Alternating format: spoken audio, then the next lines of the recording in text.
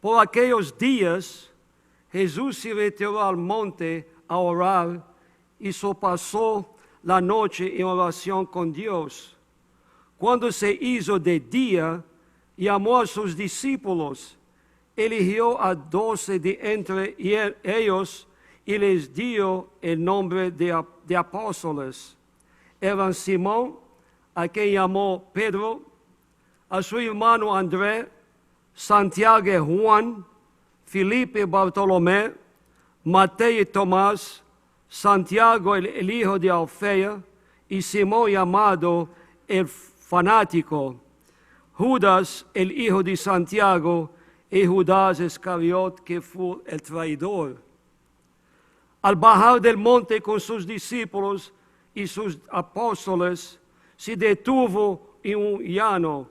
Ahí se encontraba mucha gente que había venido tanto de Judía y Jerusalén como de la costa de Tiro y Sidón.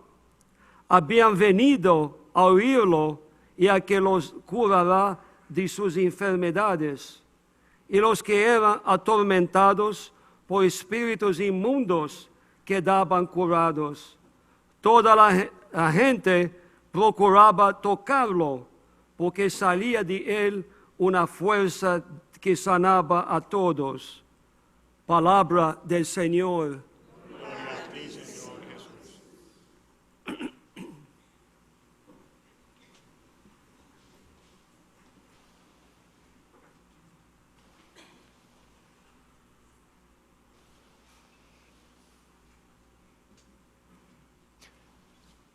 Pongamos nuestra mente un momentito. Hay la fuente del cristianismo, la fuente de la vida cristiana, cómo se nutre el cristianismo, cómo aprende el cristianismo, cuál es la base del cristianismo, sobre el que se ha construido una forma o un estilo de vida. El cristianismo aprende de dos formas básicas, fundamentales. Lo que hizo Jesús es la primera. Lo que Jesús hizo. Y la segunda, lo que de Jesús dijo. Esas son las dos fuentes inequívocas del cristianismo. De hecho, cuando uno tiene duda en algún aspecto, la primera pregunta que se tiene que hacer es eso. ¿Lo hizo Jesús? ¿Lo dijo Jesús? Y si uno pensara de esa manera, uno comenzaría a caminar de una manera coherente. Porque Jesús es el prototipo de una vida nueva. O sea, la vida nueva está en una forma de ser, de vivir, de actuar. Por eso se habla del estilo de Cristo, de la manera de Cristo, en la forma de ser de Cristo. Una de las grandes lecciones de todos los maestros de fe y de todos los maestros en la historia de la humanidad ha sido no tanto simplemente lo que el maestro dice, sino lo que el maestro hace. Y esta es una de las fuentes de la orientación oriental. En Occidente hay una especie de divorcio entre lo que se hace y lo que se dice, entre lo que se piensa y se expresa, ¿no? Entre lo que se siente y se revela, se muestra. Y a eso le llamamos incoherencia, a eso le llamamos ambigüedad y muchos otros nombres, porque sabemos que lastimosamente nuestra vida está dividida, ¿no? De hecho, el ser humano termina diciendo, como dice el apóstol Pablo, hay en mí como una división, como una controversia, como un conflicto, que queriendo hacer lo bueno, lo quiero hacer, eso es lo que quiero hacer, termino haciendo el mal, ¿no? Es el mal el que se me presenta, dice el apóstol, y como que fuera el que definiera mis acciones. Y dice, estoy como dividido, hay como una división en mí. Y obviamente esa división la causa el pecado. El pecado es la fuente de toda confusión humana. Cuando una persona está marcada precisamente por todo lo que el pecado genera, ¿no? El desorden de vida, la pesadez de la vida, la confusión, la oscuridad, la tiniebla y todo lo que lleva el pecado. O sea, el pecado lleva muchas cosas. Incluso yo podría decirles, con ánimo a que lo reflexionemos un poco, que podríamos decir que el pecado atonta. ¿Sí me entienden? ¿Sí? El pecado emboba. ¿Sí? ¿Lo entiende mejor?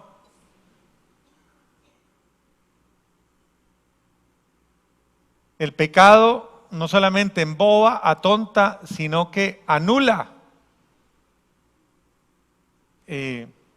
oprime, genera esclavitud, genera opresión, genera confusión. Entonces una persona que vive en el pecado no malvive, o sea, no vive bien. Entonces cuando uno se emboba de una manera de esa, cuando uno está tan envuelto en una situación, pierde hasta la noción de la realidad, la noción de lo real, la noción de lo verdadero, la noción de lo sano, la noción de lo correcto, la noción del bien, y cae esta persona en una intoxicación, en una situación mala en la que no diferencia, no discierne. Y eso se vuelve tóxico. Y hoy día vemos el drama que nos debería aterrar a nosotros. Nos vemos una gran mayoría de las veces llamando bueno algo que es malo, diciendo, pero es bueno, pero te está haciendo daño, eso te hace daño.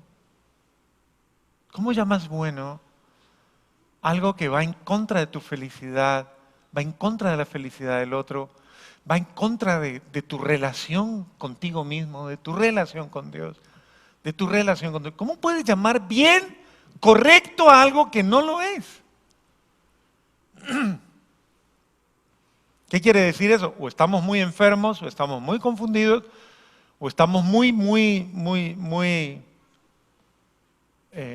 cegados y somos incapaces de llamar, o de más que llamar, como de entender que lo mío es malo. ¿Por qué nos queda tan fácil ver lo malo del otro?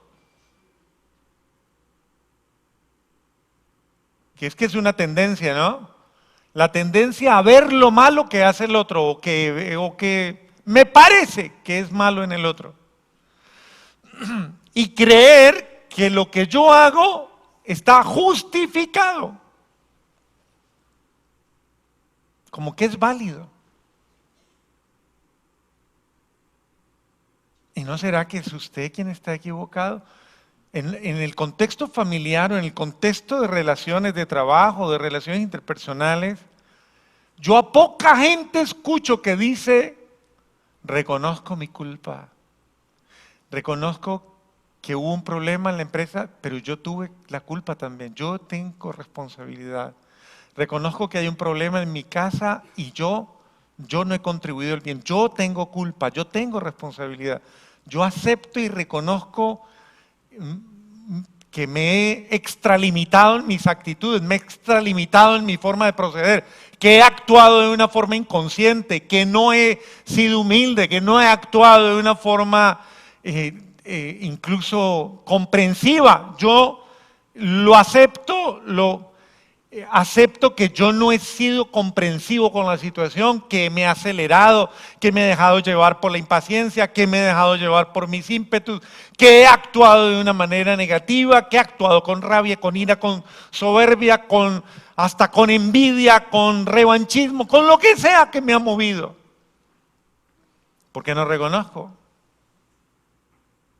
¿Por qué no tengo la humildad de reconocer que las cosas no son malas por el otro. Entonces, por ejemplo, la niña va y dice, pero mi mamá tan cansona que es, cómo molesta la vida, cómo no hace sino molestarme.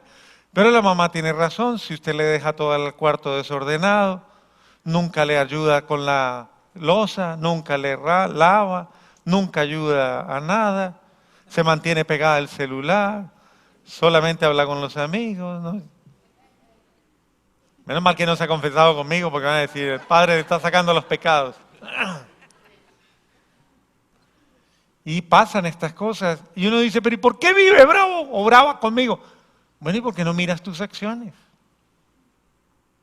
¿Por qué no miras tus actitudes? ¿O por qué no miras tus omisiones? Porque tal, pero yo no he hecho nada. Precisamente por eso, porque no ha hecho nada de lo que debía hacer.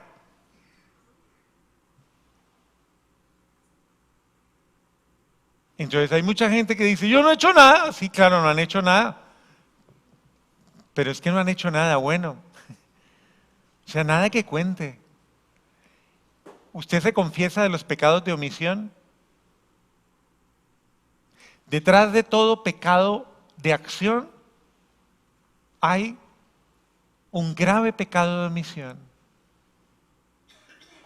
que usted no reconoce y regularmente no confiesa, no acepta.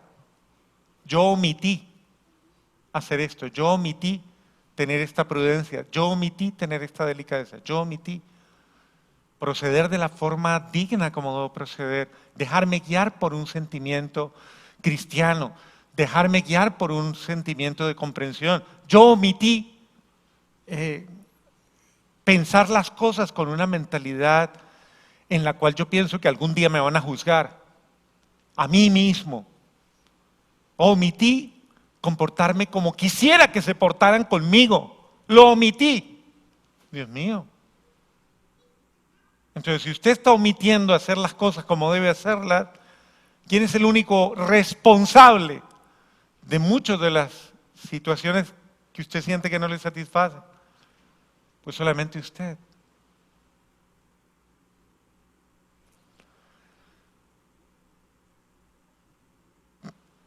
El apóstol Pablo dice a los colosenses hoy, puesto que ustedes han aceptado a Cristo Jesús el Señor, vivan como verdaderos cristianos. O sea, es muy coherente la palabra. Si usted ya lo aceptó, pues viva como debe vivir. A veces a la persona hay que preguntarle, bueno, pero usted ya se casó, ¿cierto? Entonces, ¿por qué quiere vivir como soltera? O como soltera, ¿no? Pero usted ya asumió un compromiso, ¿sí o no? Bueno, pero ¿y por qué le molesta el tener que cumplir ese compromiso? ¿Usted dijo sí o no lo dijo?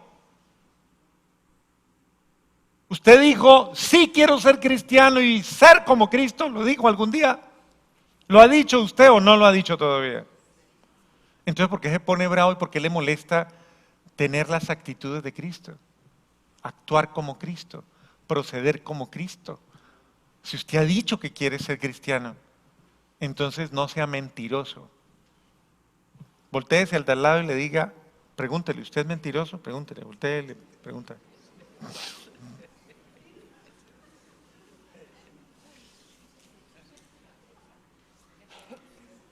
Dice el apóstol, vivan como verdaderos cristianos, lo cual significa, dice el apóstol, permanezcan arraigados y cimentados en Él, con fe firme, como se lo enseñaron a ustedes, y en continua acción de gracias. Uno se pone a analizar todo lo que pasó con el huracán, y uno va pasando, viendo todo, y regularmente, ¿qué fue lo que más sufrió?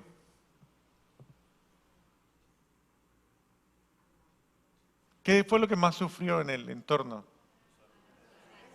La naturaleza, que obviamente está expuesta ahí a la acción del fenómeno que pasó.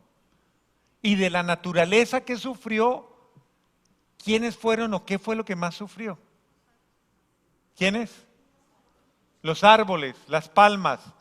¿Cuáles árboles y cuáles palmas? Uno, los que no tenían raíces fuertes. No sé. Digo en estos días, ¿no? Tiene raíz, pero no muy... No daba frutos, sí. Por ahí más o menos la línea. Pero, ¿qué más fenómenos vieron? Pónganse a analizar porque eso es cátedra de la contemplación. Es que hay que mirar, hay que analizar. Siéntense a analizar. Hubo inundaciones, obviamente. Porque se taparon los desagües, se taparon los... Todo eso es para pensarlo, o sea, hay que pensar lo que pasa. Quienes no tomaron las medidas previas. ¿Quiénes fueron los que más sufrieron? Los que no se prepararon, los que no previeron. Porque en esto, después de un paso de esto, la gente tiene la tendencia a decir, tanto que preparé para nada, no pasó nada. Ajá. Perdón, ¿usted se refiere a qué? Al huracán. Cayeron muchas matas, en mi estado se cayeron. Muchas matas, sí. Tenía raíces. ¿Y el apóstol qué dice? Permanezcan arraigados y cimentados en él. La gente que más cae, la gente que más pierde el norte, la gente que más entra en conflictos, más entra en peleas, más entra en disgustos, más entra en... es la gente que está más desarraigada de Cristo, más desarraigada de su evangelio, más desarraigada de su palabra. Porque cuando yo estoy plenamente cimentado en Él, Él me sostiene. El apóstol Pablo lo dice, absolutamente. Lo dice, en Él encontramos nuestra fortaleza. Y el Evangelio según San Juan, capítulo 15, versículo 5, dice exactamente, y todo el 15 dice, yo soy la vid y ustedes los sarmientos, el que permanece en mí, ¿el que qué? ¿El qué? ¿El qué?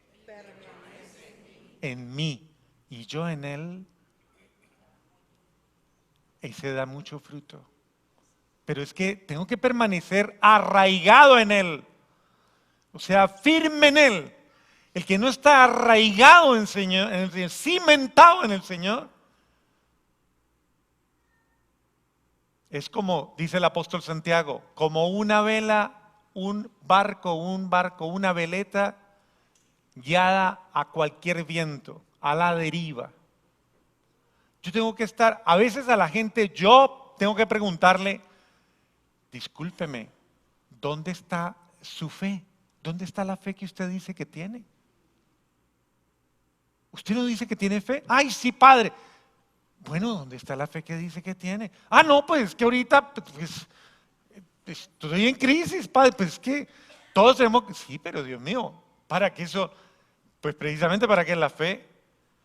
Precisamente para vivirla en momentos de crisis. ¿Para qué se preparó usted? Todo lo que preparó para este paso de huracán. Para que no lo sorprendiera la prueba. Entonces, ahí es donde usted saca todo lo que guardó. ¿Qué tal que mucha gente se hubiera preparado? Viene el huracán y se muere de sed. ¿Y por qué no? ¿Y por qué se está muriendo de sed? No, porque es que me da miedo que se me acabe el agua. Y así sucesivamente. O sea, si usted previó reservar, si usted tiene recursos, use los recursos que tiene. La fe es un recurso cierto. Es lo que creo. Que nadie los vaya a engañar con teorías y razonamientos falsos que se fundan en tradiciones meramente humanas y en valores de este mundo, pero no en Cristo. Que nadie los engañe con mentalidades tontas, que no se fundan en Cristo, porque en el cuerpo de Cristo habita toda plenitud de la divinidad. Y continúa el apóstol, ustedes antes estaban muertos, dice, a sus pecados, y no pertenecían al pueblo de la alianza. Pero Él les dio vida nueva con Cristo, perdonándoles todos los pecados. Él anuló todo el documento que nos era contrario y las cláusulas que nos condenaban, todo, y lo eliminó clavándolo en la cruz de Cristo. Es hermoso ese texto. Dios le quitó su poder a los principados y potestades y los humilló a la vista de todos, llevando a los cautivos en el cortejo triunfal de Cristo. Como quien dice, le está diciendo al apóstol, pero si Dios ya venció el pecado, venció la muerte, venció la situación, ¿por qué usted no confía y se entrega a Él? Para que Él venza en usted el pecado, Él venza en usted. ¿Qué le vamos a decir? No lo hago por orgullo personal, no lo hago por soberbia, no lo hago por terquedad personal, no lo hago por capricho personal. Dios mío, qué triste manejar una vida así y una fe así. Finalmente, hablemos un pedacito de esto, de la fiesta de hoy. El nombre de María, que está en la línea del Evangelio. ¿Por qué comencé hablándoles de esto? ¿De qué comencé hablándoles? De lo que hace A ver, no. y lo que dice Jesús. No, cuando yo comencé hablándoles la homilía que les dije, ¿En qué ¿cuál es la base del cristianismo? que hace Jesús ¿Cuál es? y lo que dice Lo que hizo y lo que... Eso es para que usted no se pierda en su vida. ¿Esto es bueno o es malo? ¿Lo hizo Jesús? ¿O lo dijo Jesús? Ya, así no se pierde. ¿Qué hizo Jesús en la primera parte del Evangelio? ¿Qué hizo? ¿Qué hizo? ¿A dónde se fue? ¿Y cuánto tiempo estuvo? Y usted estaba con claustrofobia en estos días. Y él estuvo toda la noche, ¿qué? ¿Haciendo qué? ¿Toda la noche haciendo qué? ¿Y por qué? Si era el Hijo de Dios. ¿Y por qué? ¿Y para qué? Para poder elegir bien. ¿Y por qué más? ¿Qué más le viene a la cabeza? ¿Por qué se pasó toda la noche allá en una montaña solo, toda la noche orando? ¿Por qué? Para saber qué, lo que quería hacer y lo que quería su padre. ¿Por qué más? Para, obvio, fortalecer su espíritu. ¿Para qué más? Claro, para hacer la voluntad del Padre. ¿Para qué más? Para enseñarnos. Ajá. ¿Tenía necesidad Jesús de hacer eso? Entonces, ¿por qué lo hacía? Ajá.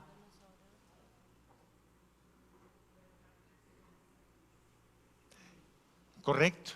Siempre que hay un momento importante, trascendente en nuestra vida, y eso lo asumieron incluso en momentos y frente a ciertas dinámicas que se utilizaban hasta en el medioevo. Cuando en el medioevo se iba a elegir a una persona caballero, ¿saben qué hacían? A los que les gustan los cuentos de la Edad Media, el rey Arturo y todo ese poco de cosas. ¿Saben qué hacían? Cuando a alguien lo iban a elegir caballero, ¿saben qué hacían? ¿No han escuchado? Era un paso trascendente en su vida, un paso muy importante. La persona iba y hacía algo que se llamaba velar las armas. ¿No han escuchado eso nunca? Los caballeros velaban las armas. ¿Qué quiere decir eso? Pasaban toda la noche toda la noche como en una especie de acto solemne, profundo, preparándose, disponiéndose para esa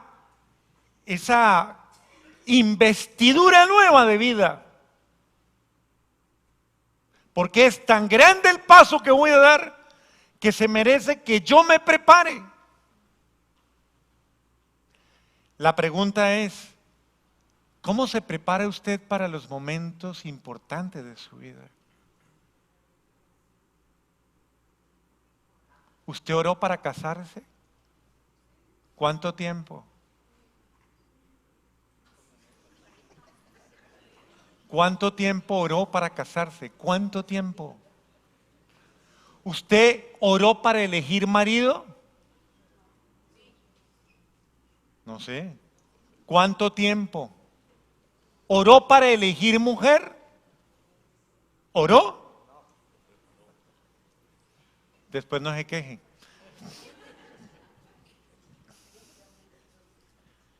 Los momentos grandes de la vida, importantes de la vida, cuando iban a ser su primer hijo, su primera hija, ¿oró? ¿Sí? Todos los momentos, todo lo grande de la vida, si usted lo asume de manera superficial, nunca tendrá el valor que debe tener. Hoy escuchaba un testimonio de un amigo que se llama Manuel Capetillo. Y digo que un amigo porque hemos predicado juntos en algunos congresos. Y Manuel decía un testimonio muy bonito él es un adalid del Santo Rosario después de que fue a Medjugorje y tuvo una experiencia muy linda. Y lo voy a traer a la parroquia en alguna oportunidad, yo ya lo había invitado, porque él fundó en su parroquia un grupo de niños y tiene más de 100 niños que rezan el rosario cada 8 días. Rezan el rosario ellos en su parroquia. Y los papás van porque tienen que cuidar a los niños, pero son los niños los que rezan el rosario. Entonces yo le he invitado a que venga a ayudarnos a traer esta experiencia tan linda. Y Manuel contaba hoy una historia muy bonita, dice que estaba en un congreso hablando acerca del Santo Rosario y que en un momento determinado, cuando terminó de dar una charla, dice él, se bajó del estrado y cuando iba caminando vino una señora llorando muy fuerte, que le había estado hablando mucho de su hijo que era un asesino y que mi hijo es un asesino, y ella se acercó y le dijo, necesito que hable con mi hijo. Y entonces él le dice, bueno, con mucho gusto, y dice él que terminando la charla, cuando bajó esto, la señora se le vino encima y le dijo, mi hijo está ahí esperándolo.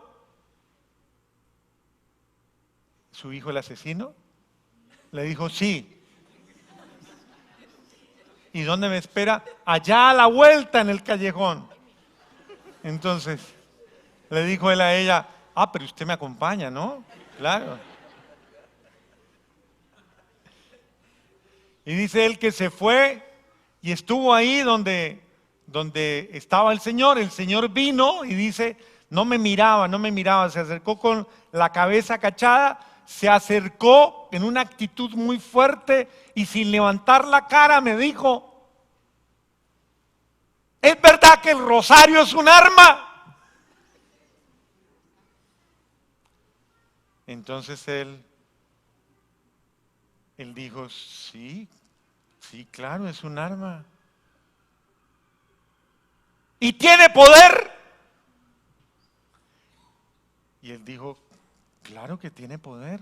La Virgen lo ha prometido que quien reza el rosario, que quien ore a ella va a transformar su corazón y su vida. Tiene poder. Y dice, el hombre salió, se volteó y se fue. Y él dice, descansó. Dice, un año después lo volvieron a invitar al mismo lugar, dice, con 25,000 personas habían, y estaba ahí. Cuando se bajó otra vez del estrado, otra vez se le volvió a aparecer la señora y le dijo, ¿cómo le va? Le dijo, bien, ¿a usted cómo le ha ido? Y dijo, bien, mi hijo lo quiere volver a ver. ¿Y dónde está su hijo? Dijo, en el mismo callejón. Entonces dice que se fue para allá. Cuando llegó, venía un hombre con una señora y unos niñitos. Y dice, y se acercó a él y le dijo, ¿me recuerda? Claro que lo recuerdo. Le dijo, hoy quiero hacerle un regalo a usted. Usted me dijo que el rosario tenía poder. Y es cierto. El rosario tiene poder. Y cambió mi vida. Y me salvó. Y quiero hacerle el regalo a usted. Este regalo de este testimonio, dice. Y se acercó, se dieron un abrazo y lloraron los dos. Pero él cuenta un pedacito que hubo un momento en que le tuvo que llamar la atención a la mamá del hombre en el primer momento, en el primer año anterior. Le había dicho, señora, porque ella le preguntó, ¿y qué le dijo mi hijo? Y él le dijo, lo importante no es qué dijo su hijo, lo importante es qué dice la Virgen. Que si usted reza el rosario y ayuna, su hijo va a cambiar. Porque el rosario y el ayuno tiene poder de hacer milagros. Incluso de cambiar las realidades de la naturaleza. Y si es capaz de cambiar los fenómenos naturales, ¿por qué no va a ser capaz de cambiar a su hijo? Pues ¿qué estamos hoy celebrando? El nombre de María. El nombre de María tiene el poder, créanmelo, de transformar nuestra vida. Por eso quiero cerrar con eso. Invoque el nombre de María. Invoque el nombre de María. Mire, San Francisco de Asís decía una frase muy linda. Él decía, el nombre de Jesús es tan dulce y tan bello. Decía San Francisco de Asís, tan hermoso Jesús, que cuando yo lo digo, me lamo los labios, decía él. No hay nombre más dulce y más bello. Y Santo Tomás de Aquino decía una frase muy importante, muy bella, decía, el nombre de María es tan hermoso que cada vez que el mismo Dios lo pronuncia, Él mismo se llena de alegría, se siente feliz. Porque María es la única criatura sobre la creación que le ha dado alegría a Dios. María Santísima, cuando usted invoca el nombre de María, usted invoca el triunfo de Dios, la victoria de Dios. Entonces, cada vez que usted dice esta frase, Ave María, usted está invocando inmediatamente el poder victorioso de Dios sobre usted. Para la gente que tiene estas tentaciones permanentemente de malos pensamientos y de impurezas y de cosas así, aférrese al Ave María, invoque el nombre de la Virgen María y confíe plenamente en Dios, invóquela a ella, invoque el amor de María, invite a la Virgen a que le acompañe. El nombre de María es un nombre santo. Así como el nombre de los apóstoles, hoy hablamos de San Juan, San Mateo, San Lucas, San Pedro, San Pablo, todos ellos elegidos por Dios, pero Dios les dio un nombre nuevo, una vida nueva. María es la mujer, la nueva criatura, la nueva Eva, la nueva Jerusalén, la nueva alianza, la nueva maravilla de Dios. Si usted quiere, invoque a la Virgen María, hoy que es el nombre de María, invóquelo siempre en las horas de prueba. Pídale a la Virgen, todo lo que usted le pida a Dios, en virtud del amor que Él le tiene a la Virgen María, créame, si es algo bueno, no vayan ahora, cámbiame mi marido, o cosas así, no, eso no piden, triviales. Cuando usted le pide a Dios verdaderamente algo que es para el bien de su vida y de su alma, invocando a María, invocando el amor que Él le tiene a María, con limpio corazón, acuérdese que la condición es, con limpio corazón, Dios se lo concede. Esta homilía la hice más larga porque como no tuvieron homilía el fin de semana, ni el lunes, ni nada, entonces me tocaba para complementar, ¿no? Para alargar un poquito el tiempo. Bueno.